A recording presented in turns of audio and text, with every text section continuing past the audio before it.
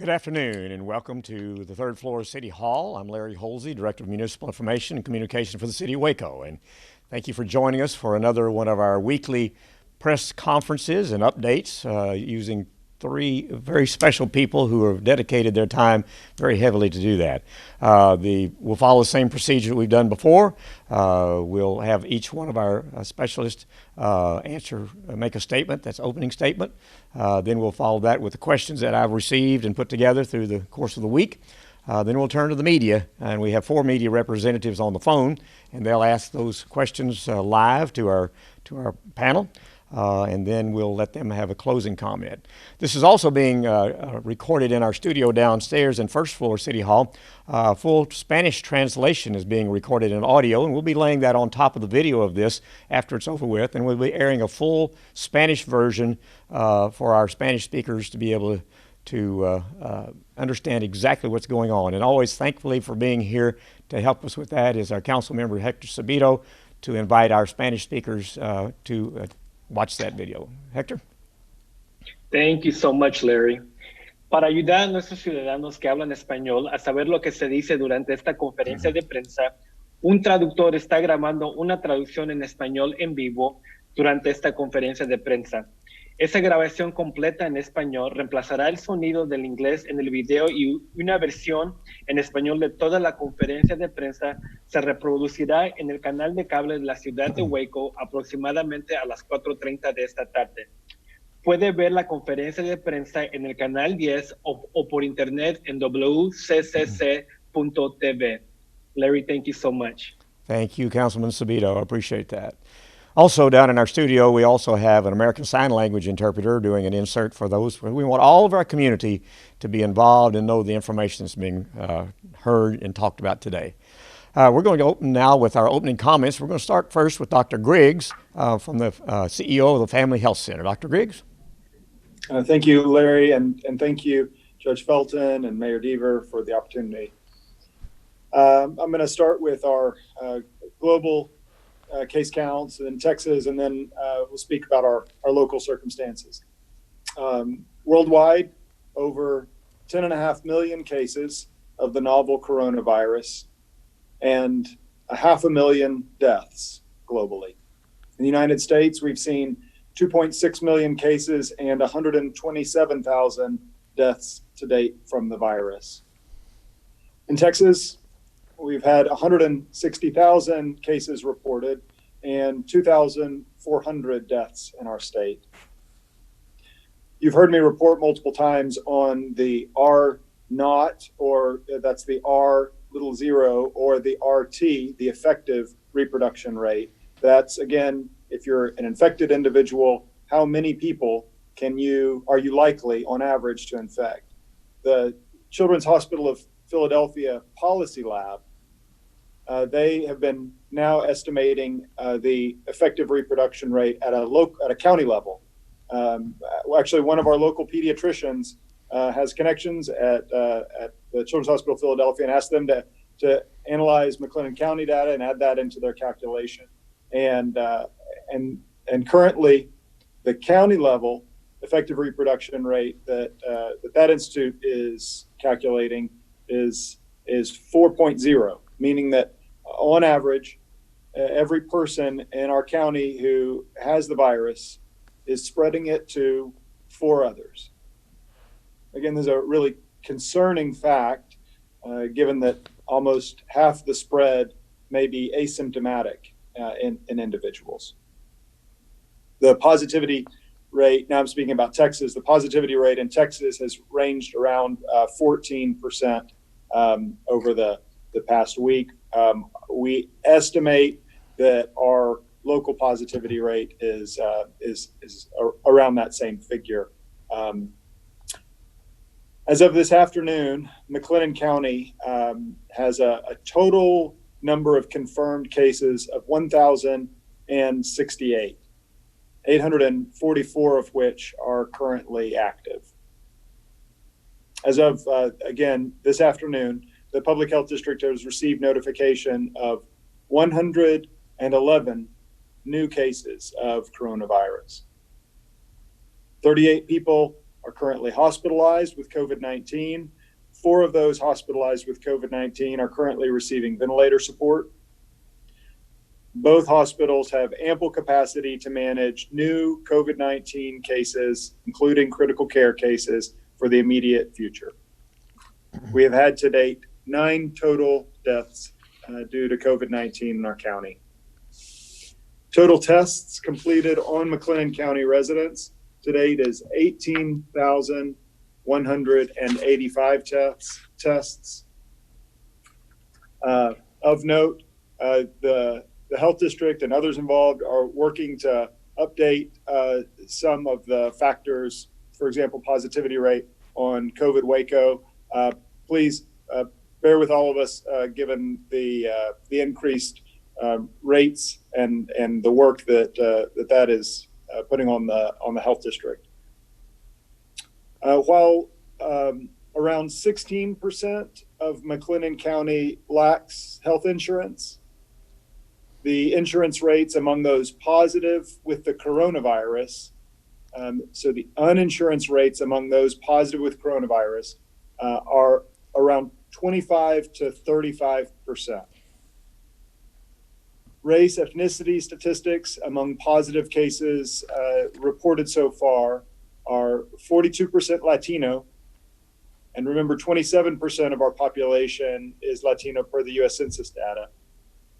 14% of the positive cases in our county have been African American. 15% of our population by U.S. Census data is African American. And 39% of positive cases have been in those who are white.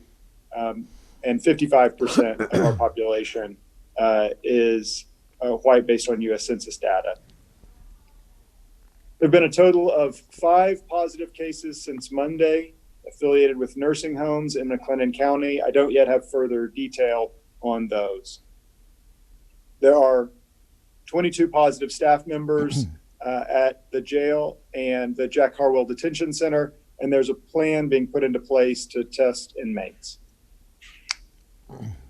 So in general, I'd just like to pose that all of us are facing a shared question that we have to ask ourselves as individuals and that our community has to answer, I think, at a larger level.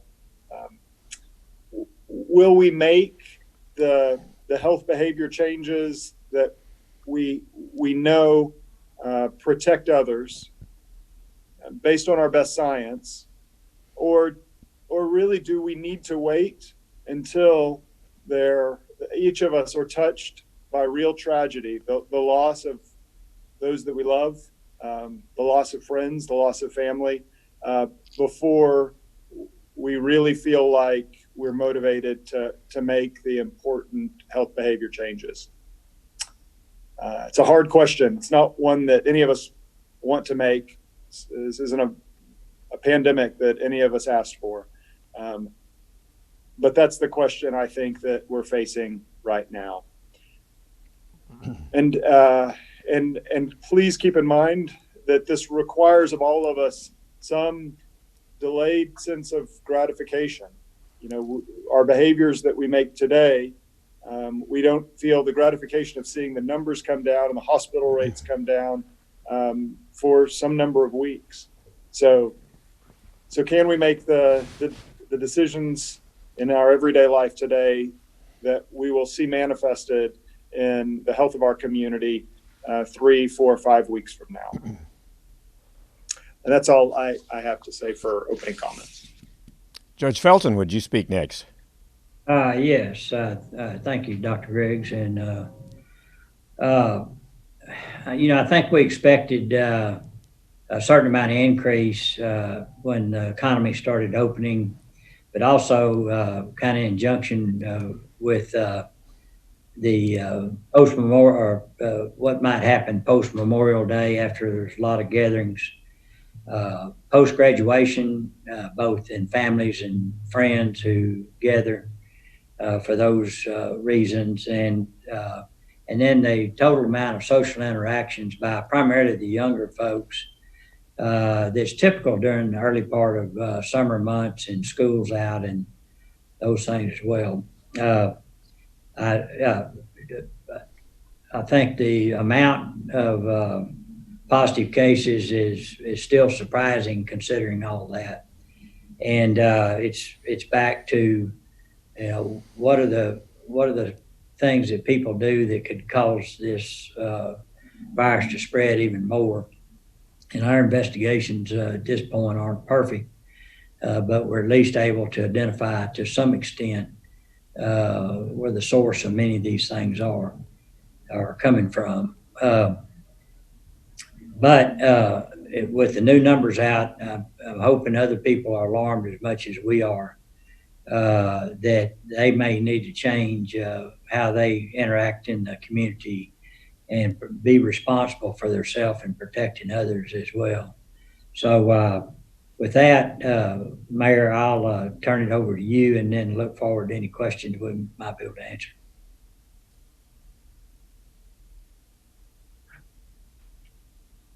Mayor, thank you, Judge Felton. I appreciate that. And Dr. Griggs, appreciate your opening remarks. Good afternoon, everyone. Thank you for joining us. Last week, we said we had reached a point in our fight against this pandemic that was very serious. Unfortunately, our situation has continued to become more serious since then. I've got several slides here, and I want to go through them relatively quickly. Julie, would you bring the first slide up, please? Let's get into the data. As I said, last week we told you that we were at a very serious point in our community's fight against the COVID-19 virus. We had started to see exponential growth in new cases with a doubling of cases every 3 to 4 days, topping 400 total cases as of last week's press conference. This slide is as of last Tuesday. Now, if you'll move to the next slide, Julie, you'll see that the scale went at the top from 450 to 1,000. Look at the difference in the curve from last week to this week. Last week, we topped 400 cases. Yesterday, we neared 1,000 cases. And today, we exceeded that grim milestone. We currently have over 850 active cases in Mclennan County.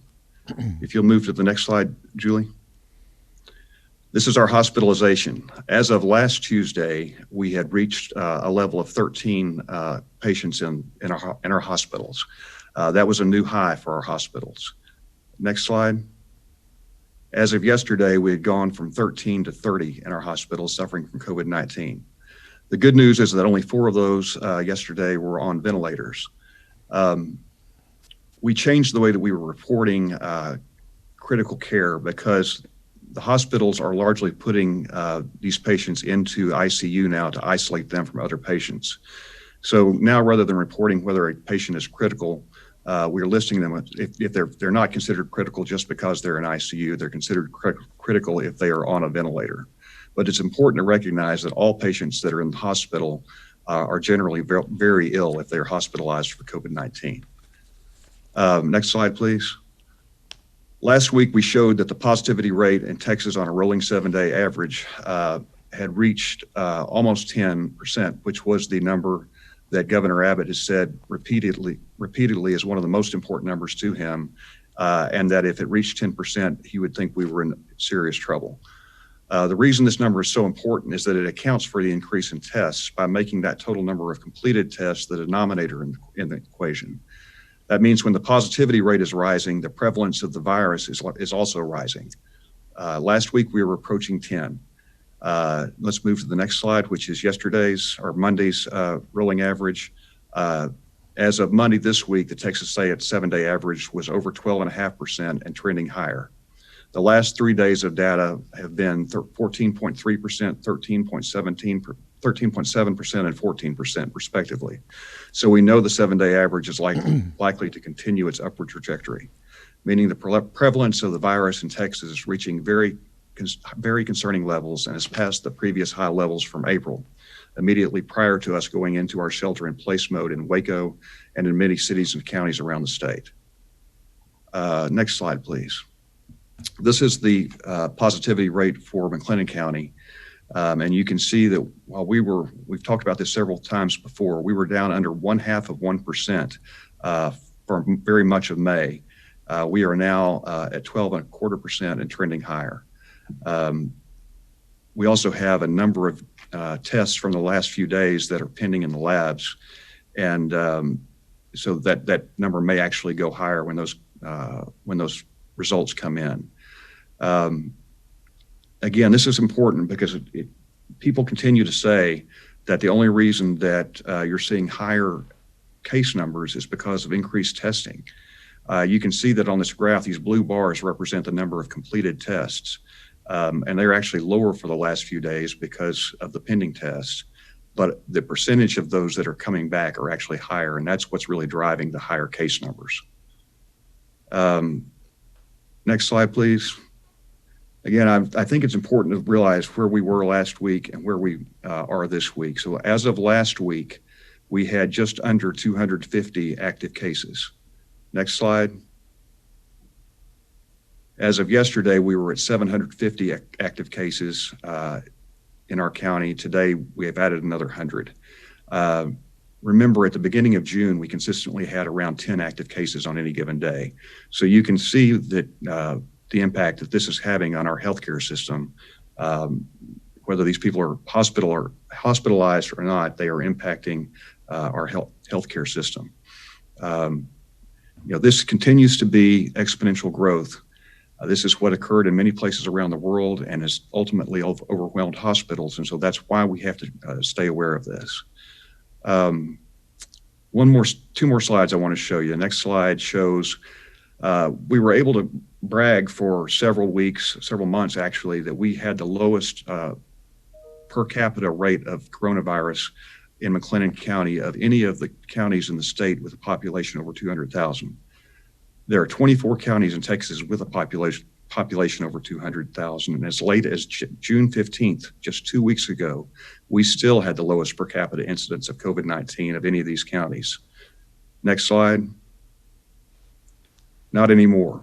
We've gone from 1st to 11th place in 2 weeks.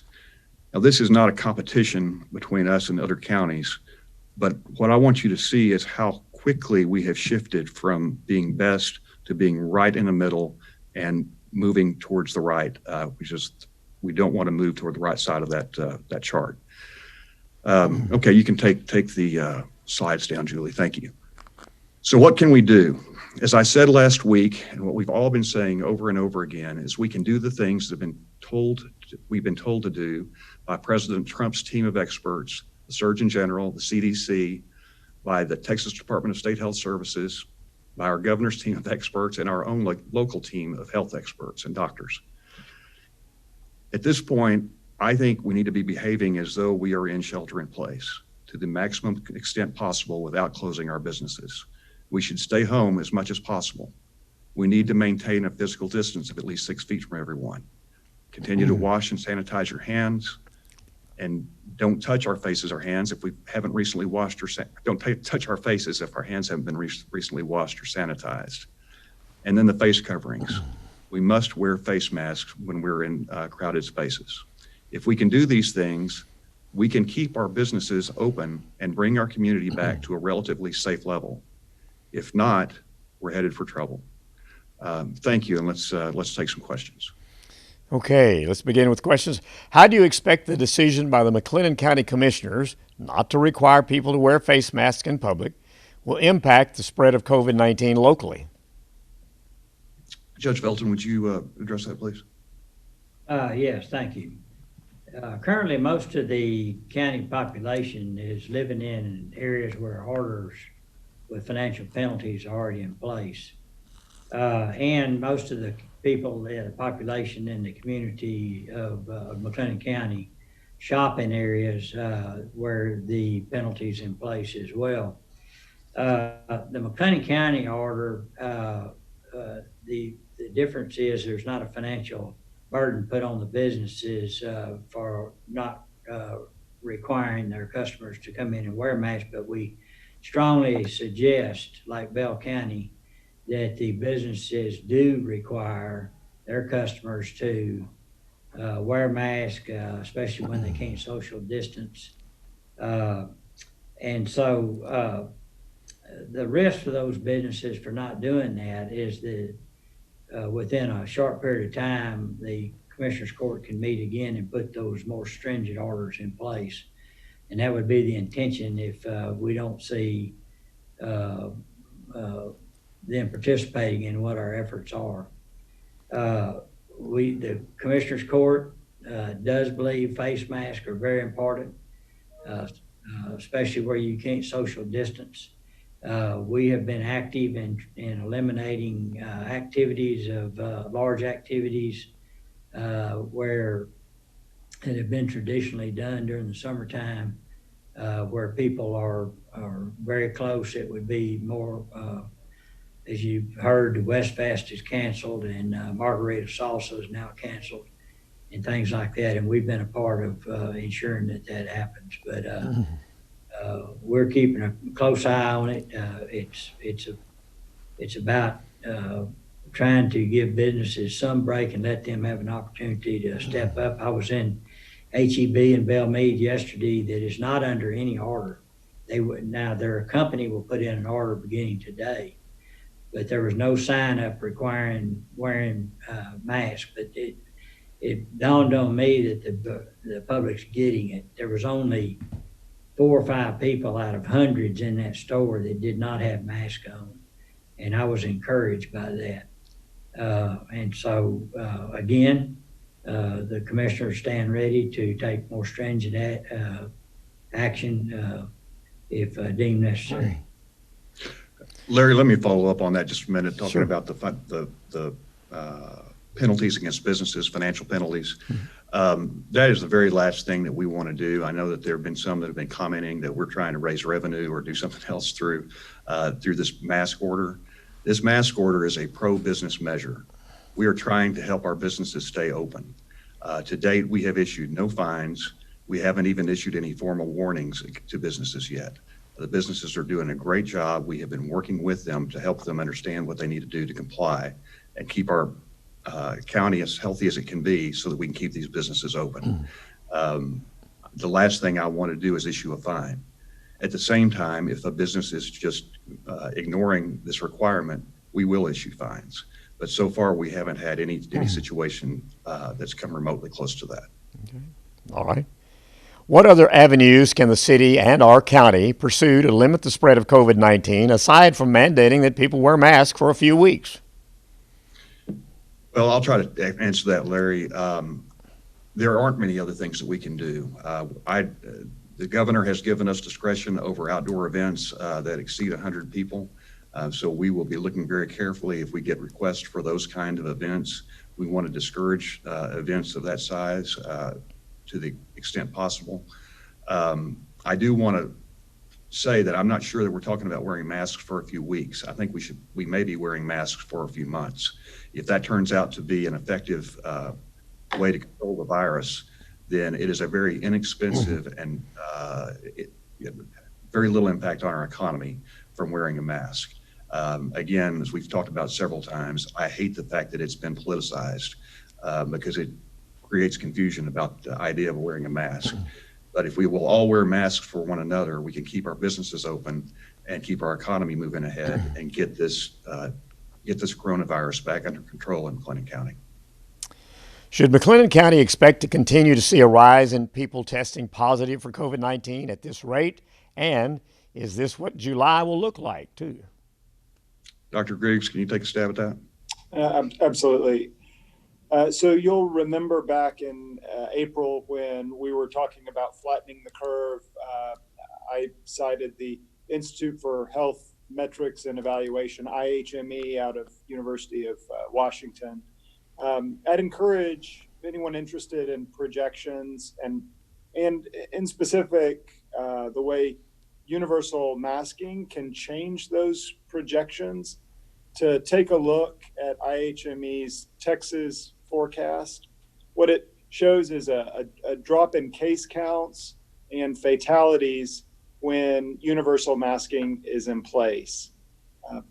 Because there's a lag time between, again, widespread behavior change and the impact those changes make, I would expect to see fairly high numbers like we've been seeing, and it could continue to escalate.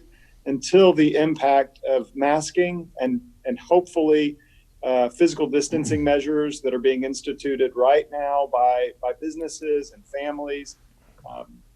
We'll see a delay there, but that if we persevere, we will see the impact on our case counts. And I think the other thing that's probably worth pointing out is that we're coming up on Independence Day and the 4th of July weekend, which I think, right now there's an opportunity to celebrate our patriotism and the legacy of sacrifice that has led us to the freedom that gives us the opportunity to go out right now and to be among be in the city. We aren't locked in our homes. We don't have guards standing around the street who are enforcing heavy penalties on us. We aren't a country like that. It has come at a price. And I think that perhaps celebrating the freedom that we have, celebrating it with a strong sense of patriotism, can look like us heeding the generations that came before us and their sacrifices for the sake of the collective, for the sake of their neighbor, for the sake of their village, city, state, country, and not do what we would like to do, what we would enjoy doing, but instead do what protects our city, our state, our country. So July 4th weekend, if we have the same behaviors that we had over Memorial Day weekend, I'm concerned that we will see July numbers and August numbers continue to climb. If, though, we celebrate our patriotism by caring for each other, staying at home with our households, and not having parties, not gathering in groups, we can make a big impact on that curve. Okay, the report on how many people are hospitalized is confusing. How should we interpret the information about non-Mclennan County residents being hospitalized here? Are they visitors to the area? Are they residents in nearby counties who need hospitalization? I'll try to explain that the best that I understand it, because we've had a lot of discussion about that with the hospitals and how we report. At one point, we were showing everybody who was in ICU as being a critical patient. We since have, as I mentioned in my opening remarks, because the hospitals have begun putting everybody who was COVID positive into ICU to isolate them, we have changed that. And so we're only reporting critical patients as those who are on ventilators. As far as those that are shown as out of county, my understanding is that most of those are from surrounding counties that don't have as good a hospital treatment as we do here in Mclennan County with our two great hospitals.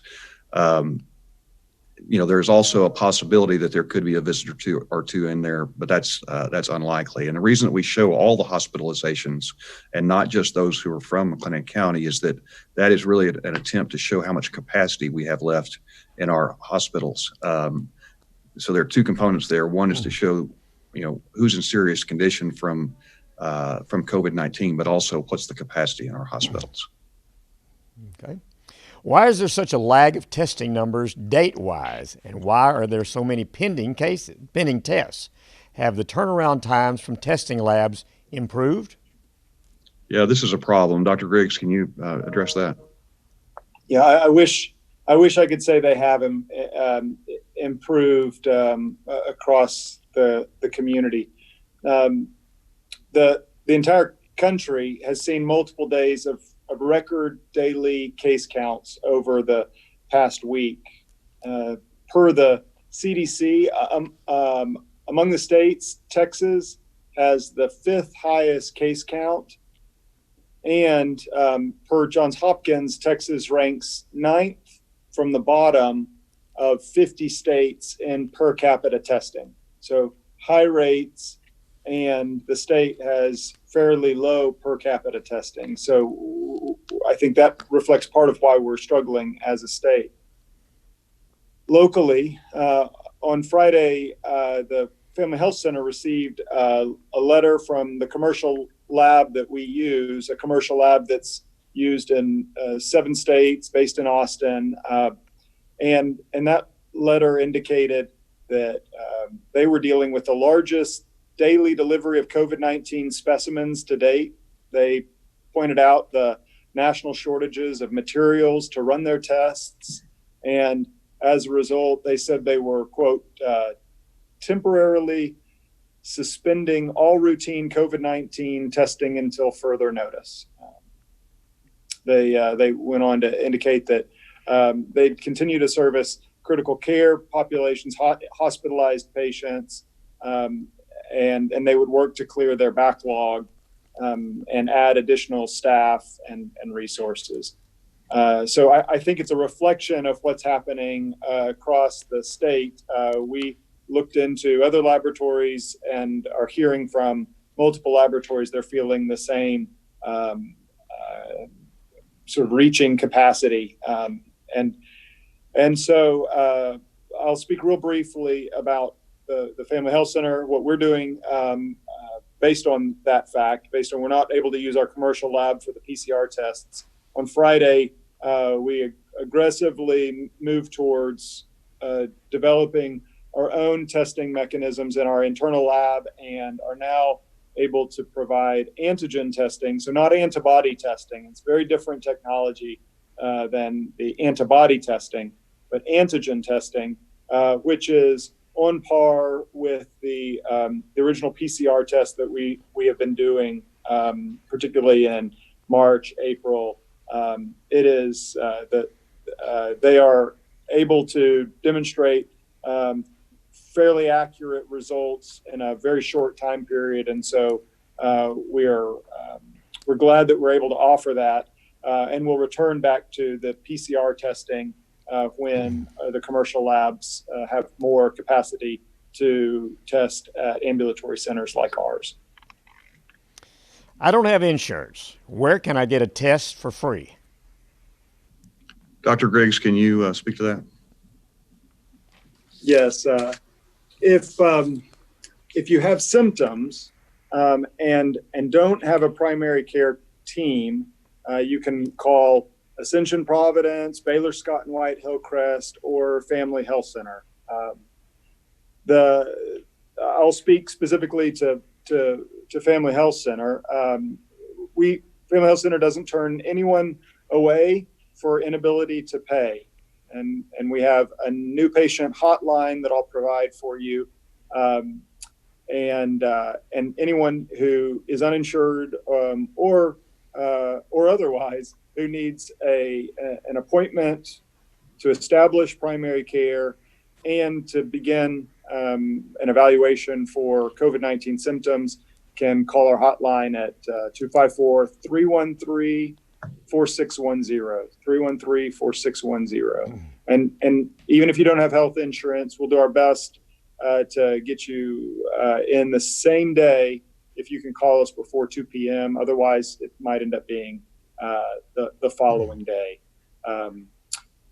Keep in mind that given the limitations of testing supplies, physicians at systems throughout the community are using clinical judgment as to when to test and not simply based on a person's request. So if you're just curious, you may not get tested.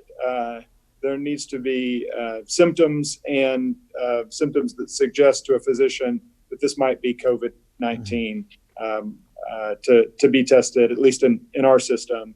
And I think that there's a fair amount of symmetry throughout the systems as far as that goes. The next question dealt with just what you said. I mean, if you don't have symptoms, you're not going to get tested. Bottom line. I have symptoms, but my doctor won't test me. What should I do? Dr. Griggs? Yeah, in this moment in Texas where we are reaching testing capacity, we could be forced to change our testing practices to focus exclusively on the highest risk patients. And to be clear, we're not there right now. And I don't know if any of the centers locally who have done this. We're still testing everyone who comes in who has symptoms of COVID-19. But I just want to prepare the public for that potentiality. If cases climb, if there's skyrocketing cases, and the supply chain and the lab availability does not grow and commensurate with those cases climbing, we could end up having to pivot to only testing those who are most vulnerable to the severe symptoms of COVID-19. If your doctor tells you he or she can't test you, ask what he or she thinks is the probability of having the disease, and find out from them when they think you should return to be seen, and what the sort of the red flags would be that would warrant necessitate an emergency room visit. And then finally, find out if your probability of having COVID-19 is high enough that you need to be in self-isolation. Because if they can't test you, you want to know, well, what's the likelihood that I've actually got the coronavirus, and do I need to self-isolate? Okay, if I'm tested and confirmed positive and have to isolate at home, can my dog be in the room with me? Dr. Griggs, can they have their dogs? Yes, you can have your dogs. There's only, I think, 20 cases totally in the United States that have been reported of pets having coronavirus, and there's no known cases where a pet has then transmitted it to a human. So safe to have your dog. Okay, good. Made a lot of people happy on that one, I'll tell you. Had several questions come in on that. Closing bars is hurting people. How are people supposed to make a living? Well, I'm not sure I can answer that. That's a really tough question. I know that the people who own bars and normally work at bars are hurting right now. I think the governor was forced to take some action to slow the spread of the disease, as that positivity rate and our total cases have been spiking over the last couple of weeks here in Texas. And I think the bar environment is one where people are. It's very, very difficult for people to maintain social distance, especially after they've started drinking. And so, I think he's trying to do the things that have the least impact on the economy. But there's no question that it impacts every single person that owns a bar or that works at a bar directly. And so there's not a good answer for that. I think that, perhaps there will be some more aid coming there. I don't know about that. But I think you're just going to have to hang in there, and you may have to find some other work for a while, because I have a feeling that Governor Abbott may not feel like he can open the bars anytime soon. Do you know how many people are asymptomatic that have not been tested? Dr. Griggs, do you have any feel for that? I have some comments about the spread of spread of the virus among those who don't have symptoms, but to really pinpoint a number in our community of those without symptoms who haven't been tested is very difficult to estimate.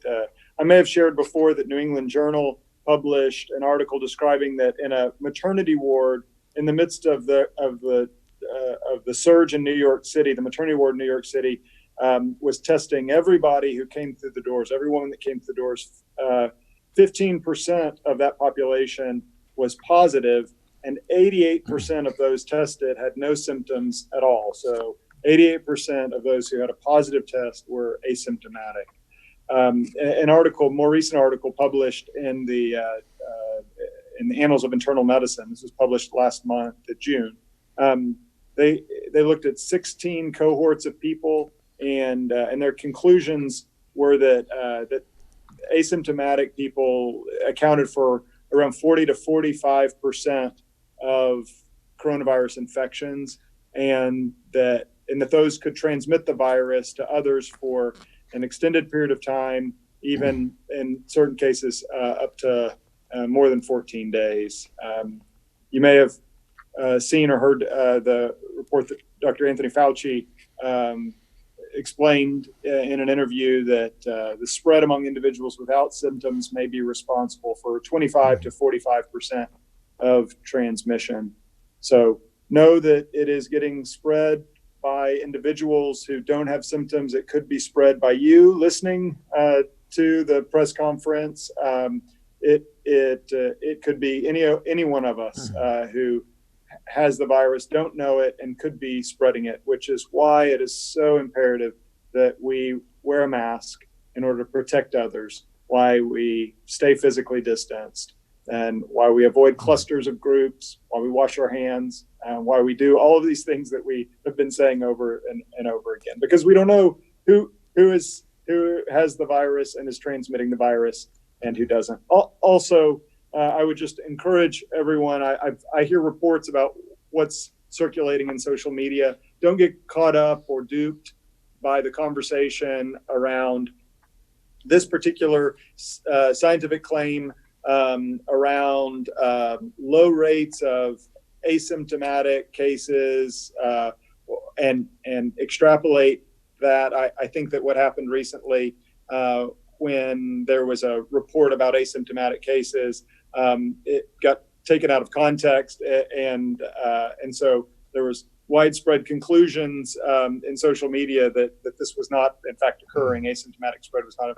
Well, if you aggregate asymptomatic and pre-symptomatic, which is really what people are interested in, that's when you see that almost half of the cases are being transmitted by people who don't know it. So I wouldn't get caught up in asymptomatic versus pre-symptomatic. Just recognize that people without symptoms are spreading it up to half the time. Mayor, if it's okay, I'm going to combine the next question real quickly because I know I want to get to the phone right quick and let the media ask. But this one is kind of a two-parter. Is it safe to go on vacation, and is it safe to have a July 4th party? Dr. Griggs, I think you ought to take those two, please. Sure. Yeah. I would dissuade our community from travel that's non-essential right now, and would heartily encourage everyone to avoid parties or get-togethers on the July 4th weekend. Again, as hard as that is, please try to avoid that. And if I sort of have debated whether or not to say this, because I want to be so conclusive about my strong recommendation to avoid parties and get-togethers on the 4th of July weekend. But I'll go ahead and say, if you absolutely must, if you really can't bear not to have a get-together over the 4th of July weekend with another family or with your extended family, please have the get-together exclusively outside. Keep it as short as possible. While you're outside, stay at least 6 feet from each other.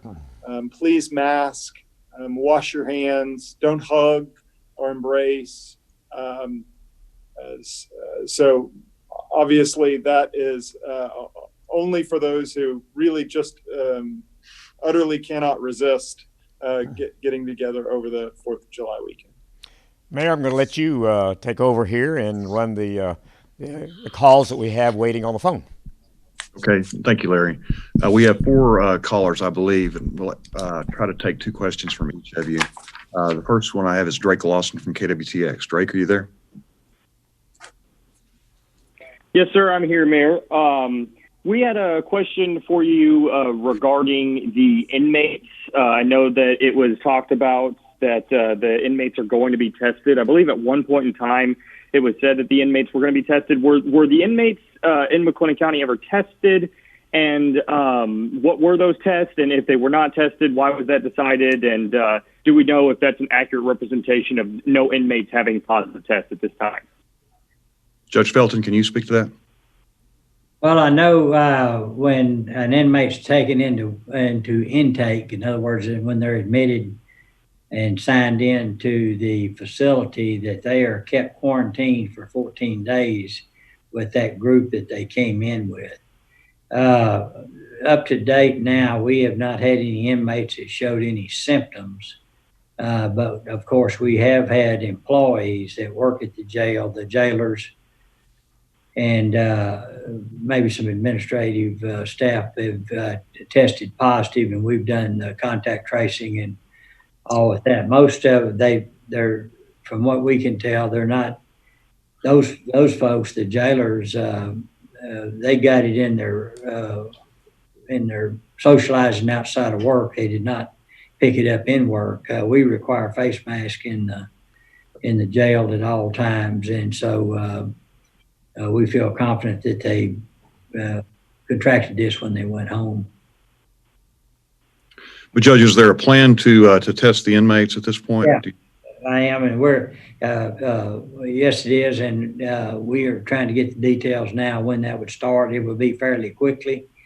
It's going to be the fact that we've got around 1,100 inmates. It'll be a pretty extensive work to get that done, and then hopefully get those test results back in a reasonable length of time. And then we've got a plan in place to, if anyone shows up and positive, to isolate them in another area of the facility, which we are well equipped to handle folks that are sick, or we have numerous rooms with negative air pressure that we can put infected people in as well. So that's our plan. Thank you, Judge. Abby Loring from KXXV. Are you there, Abby? Yes, right here. If you can hear me. My station wanted to know, there's been kind of, up until last week, conflicting reports on the masks. Do you think, like, looking at these rising numbers now, we should have had that mask order earlier? Or, I mean, was this something that was expected? They're just kind of still wondering, like, how does this happen? Well, as you know, the governor didn't make, how am I going to say this? He didn't clarify that we could put mask orders in place until Wednesday, 2 weeks ago. And then we put the order in place on that Friday. Yes, I think it probably would have been helpful. It would be helpful if we had a statewide mask order. I think that it has been demonstrated now through numerous studies that is a perhaps the most helpful thing to stop the spread of coronavirus. So the quicker we can get everybody up and doing that, the better off we are.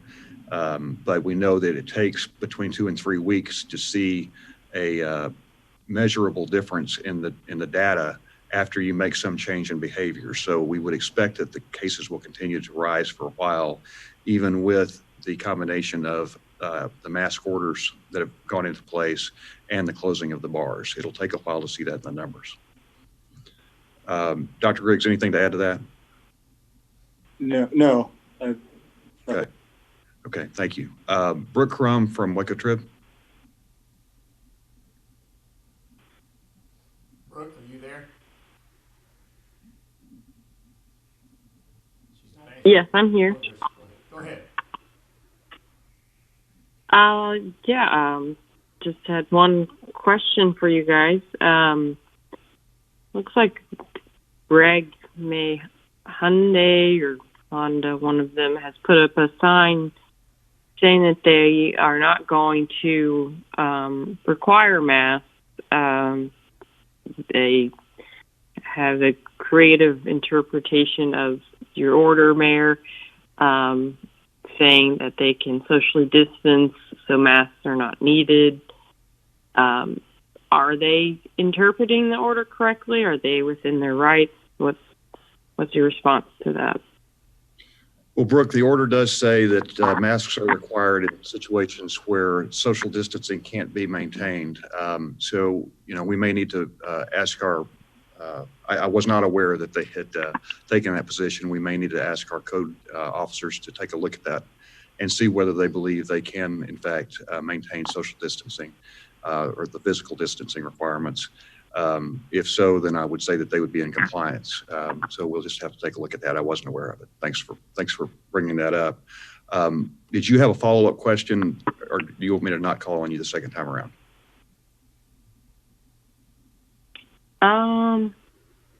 I'll let you think about it. For now. Thank you. I'll call on you if you have something. Then we'll answer it. Cole Johnson from KCEN. Hi, Mr. Mayor. You mentioned that we should act like there is shelter-in-place order. Are you expecting to ever reenact that, given kind of our uptick in the trend that we're going on, or with how we're going, do you expect to extend the mask order? What are your thoughts on that? Well, first of all, as you know, we're not able to put shelter in place in right now because of the governor's orders. He has ordered that we can't do anything more strict or more lenient than what he has ordered. I am concerned that the governor may have to put a shelter in place order in, though, if the cases continue to rise the way that they are. That's the last thing that any of us want. And that's one of the main reasons that we put the mask order in place, is to try to avoid another shelter in place. And as I said earlier, if masks work, Dr. Berner brought this up, our health authority mentioned this as we were discussing the possibility of putting the mask order in place at the council meeting last week. And what he said was, if masks work, and we believe that they do, they may be the most inexpensive way to prevent this disease from spreading and not affect our economy more than necessary. So I think it's entirely possible that the mask order could last for many months and not just for a few weeks. But we'll have to see what the data shows. And, I know there will be ongoing research and more studies to show the effectivity of it. Judge, do you have any different opinion about that as we move forward? No, I mean, I think the last thing we want to do is close the economy down, but that doesn't mean that we take the personal responsibility to choose to shelter in place when it's not necessary to be out and about on other things, but still be able to keep businesses open, and that's what we hope for. Yeah, and to be clear, that is what I meant was, we can voluntarily stay home as much as possible. And I think that we are at a point in our fight against this pandemic and in our community that we need to really be thinking about that. Back to Drake Lawson at KWTX. Do you have a second question?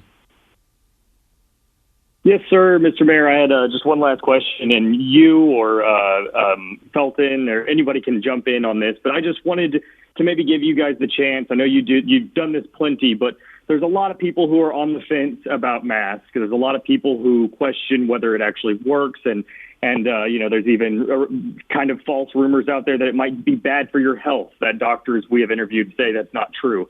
Yet there still is a lot of people on the fence and they don't want to put on the mask. Is there kind of a statement or something that you would like to say to those people to make them understand how important that is right now to put the mask on? Well, actually, I'd kind of like to ask Dr. Griggs to address that, because it really is a medical question and it shouldn't be a political or otherwise. I mean, it is about public health. So, Dr. Griggs, and you're on mute right now. There you go. Yes. Drake, I think the motivation for the misinformation that's been circulating out there is curious to me. There is a consensus among the majority of scientists who study infection and infectious epidemiology, from the environmental science standpoint, from the public health standpoint, from the medical standpoint, that masks are effective at decreasing the spread of the virus, and for the overwhelming majority of individuals pose no risk at all. I say overwhelming majority, and that triggers everyone's concern about, well, am I in that exceptional category? That exceptional category where masks might impact health is so infinitesimal, so small compared with the whole, that it's hardly worth mentioning. But I don't want to be absolute when it's not absolute. There is a small group of people with end-stage or advanced emphysema that have something called a chronic respiratory acidosis. They retain carbon dioxide as a part of their disease, and by virtue of wearing a mask, it can has the potential, again theoretically, to increase the carbon dioxide a slight bit more, and that could pose a risk. Again, we're talking about a rare outlier. So the claim that this causes a retention of carbon dioxide and that could be dangerous is a distortion of something that is only true for a small group of people. It's a distortion and misapplied, and it's just inaccurate. So a lot of misinformation. Masks are safe. Everybody should have one and use it unless recommended otherwise by their physician. Thank you, Dr. Griggs. Abby Loring from KXXV, do you have another question? Yes. This one's for Judge Felton. I know a lot of people, I know you don't want this to become a political thing, but, are concerned about rights and stuff like that. But I thought you could especially touch on this, and I know you kind of touched on this a little bit with the 4th of July holiday, but why is wearing masks not? It's just, you got to look at it from being helping your neighbor. Would you agree with that, Judge Felton? I do, and if we all took the responsibility while taking care of ourselves, we're really taking care of others. And especially when it gets around family and friends, and that's when we let our guard down. You almost get this false sense of security that if they're kin to me, they can't give me anything.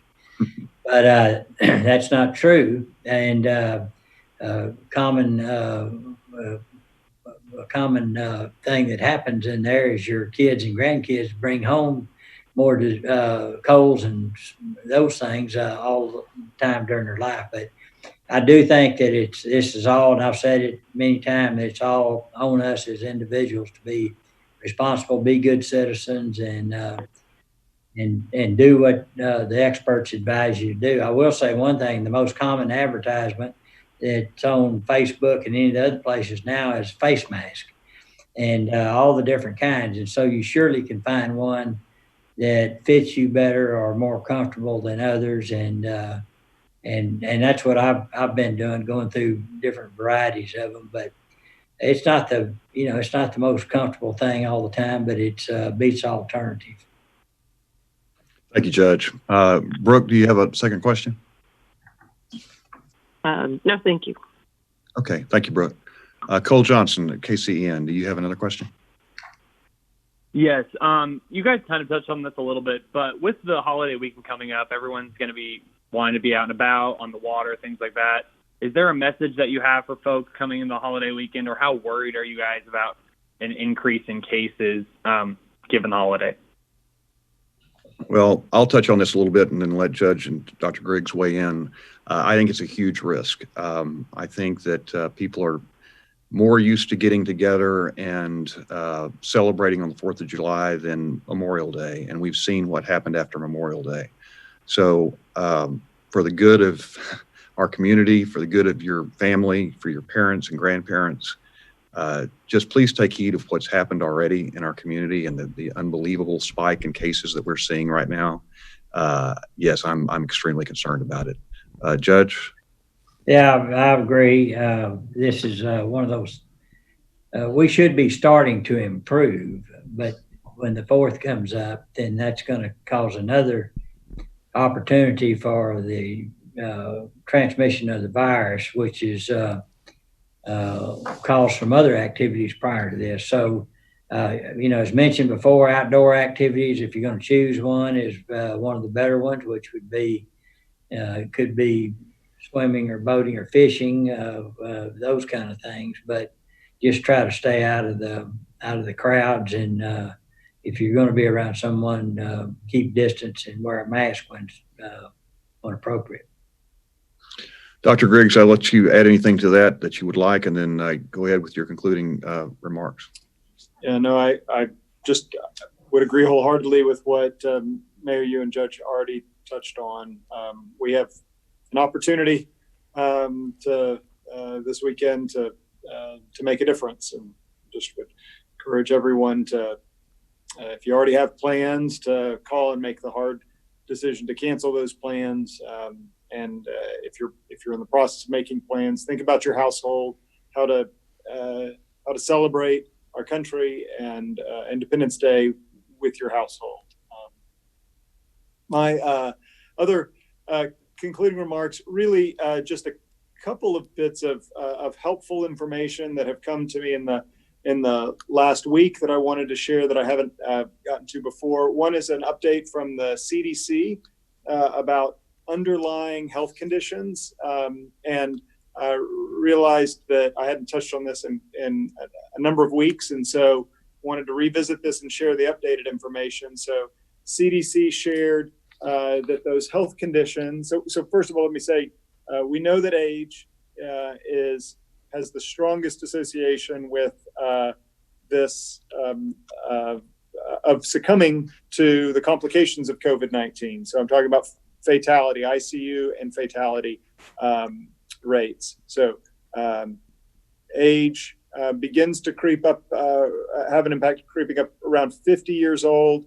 Another kind of jump up around 60, 65 years old, and then it climbs pretty steadily from there. Those in their 70s and 80s are at much, much higher risk. In addition to the age oriented risk, there are risks associated with those with chronic health conditions, and that's where the CDC update is. They, based on consistent evidence from both multiple small studies or large, well-designed studies, here are the following conditions that are associated with severe illness and death, and that is chronic kidney disease, COPD, that's chronic obstructive pulmonary disease, emphysema, obesity, so that's a body mass index of 30 or higher, an immunocompromised state, that's when your immune system is not as effective. That's oftentimes because of a transplant of a solid organ or because of medications that suppress the immune system. A serious heart condition, heart failure, coronary artery disease, sickle cell disease, and type 2 diabetes. So if you have any of those conditions, you should consider yourself at high risk of complications from COVID-19. The other bit of information might be helpful just if you're thinking about your mask. I was appreciating the judge describing how he sampled several masks. This is a study that looked at various cloth masks and the quality of those masks in preventing passage of the virus. 32 different materials were studied, and 3 of the 5 most effective at blocking those particles were, and this is surprising, but they were 100% cotton and had a visible raised nap or fiber, and that would be like what's found on a flannel, for example. The lowest performers were synthetic materials, and those who had multiple layers of cotton were the most effective. So raised nap or fiber, if you have multiple layers, even better. The tighter woven fabrics generally filtered better than the knits and loosely woven fabrics, and again, multiple layers performed better than a single layer. So if you're at home, kind of trying, if you sew and you're trying to envision what the best mask is, or if you're looking online, 100% cotton with a raised nap or fiber, multiple layers seems to be best. Just remember to wash it on a regular basis. Judge Felton? Okay, well, as Dr. Griggs was listing those underlying conditions, I checked several of those boxes. So I want to keep a real low key for July 4th, and I've been doing that anyway. And it does bring up a point that people in my age bracket and even younger are more susceptible to having a real bad outcome from catching any kind of disease, especially one that tends to do apparently more organ damage than others do. But the other thing that I hear is, why don't we go ahead and let this thing run its course, and we exceed our capacity to handle it. And the other thing is, hopefully, in the near future, there'll be some really good therapeutic treatments for these folks that have it, and then ultimately a vaccine. So I just soon wait till we have both of those before I get it. So I want to try to be real careful, but I want all my friends and relatives to do the same. So it's all on us. It's our responsibility. Thank you. Mayor? Thank you, Judge. Thank you, and Dr. Griggs again for being here today. I want to, before I begin my final remarks, I do want to thank you again, Larry, you and your team, and Julie and the city secretary's team, Kelly Crane with the health district. Really appreciate the great work the health district is doing. Everybody over there is working unbelievably hard right now to try to keep our community safe. And thanks to the interpreters, both the Spanish language interpreter and the sign language interpreter, who are getting this message out. Thanks to Councilmember Sabito for making that introduction each week for this. A couple of questions that I've gotten by email are why are we not requiring face coverings while voting? People are going into the polls for early voting right now for the primaries, and they're seeing others around them that are coming in without masks on. I voted early on a couple of days ago, and everybody that was working in the poll was wearing a mask. I was wearing a mask.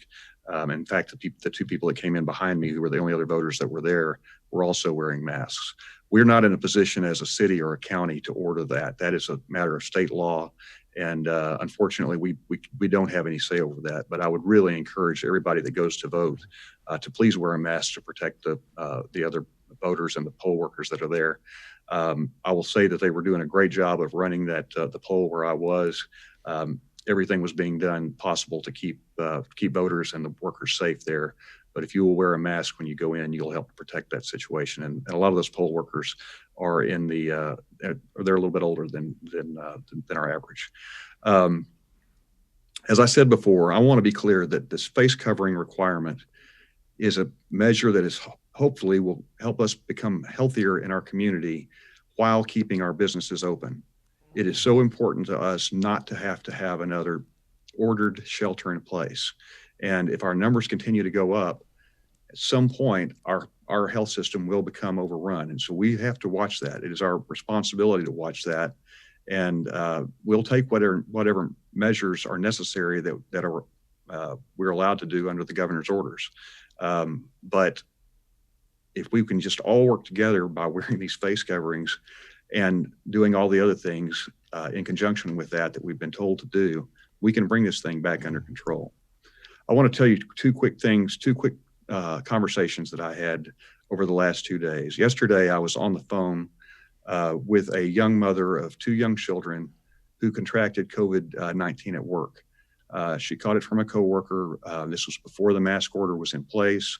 I don't believe either of them was wearing a mask. And the point of it is, she told me, I can't believe how sick I am from this. This is a young woman in her early 30s, no underlying conditions that I know of. And just talking about extreme pain. Her friend who was from whom she contacted, coworker from whom she contracted the disease, was doing a little better one day, and then as of yesterday, she had terrible nausea and was throwing up all day. This is a serious matter. You don't want this disease. Now, I know that a number of people go through it without symptoms, but those that have symptoms are often very, very sick. I have a friend who is about my age who had it very early on and is still having lung pain from it on certain days. So we need to take this thing seriously, and especially for younger people, you need to be taking it seriously because of what can happen if you catch it and give it to your parents and your grandparents. And that's the other story I wanted to tell. This morning I was on a Zoom meeting with a group of leaders in our community, and one of our outstanding staff members from the Waco-Mclennan County Health District was talking about the experience she has on a regular basis doing contact tracing calls when she's talking to people who have tested positive. And she said the vast majority of the people that she talks to feel an overwhelming sense of guilt about the people they have exposed to the disease after contracting it. They're so concerned about having exposed parents or grandparents or others who are vulnerable. They're not that concerned about themselves, but they're scared. They're scared that they will cause someone who they love to get very sick or even die. And they usually say, I knew better. I just wanted to see my friends, so I did. And now look what I've done. Please think about that and take it to heart. I know that you have loved ones that you don't want to bring this disease home to. It is up to each of us to keep that in mind every single day we are facing this pandemic. And we've got to get used to it because it's going to be with us for many months. Don't let that be you. Please take care of yourself, and let's take care of one another. Thanks for joining us today. I want to just thank all three of you for your leadership and your time, especially in helping us understand and get through these very, very unprecedented, tough times. And I want to thank all of you all for watching, but just as the mayor said, it's up to each of us to do what we're hearing about. And we count on you doing that, so please do. And we hope you have an enjoyable weekend, a safe holiday, and we'll be all together. We'll have another press conference next week, Mayor, I guess, at the same time. Thanks for joining us.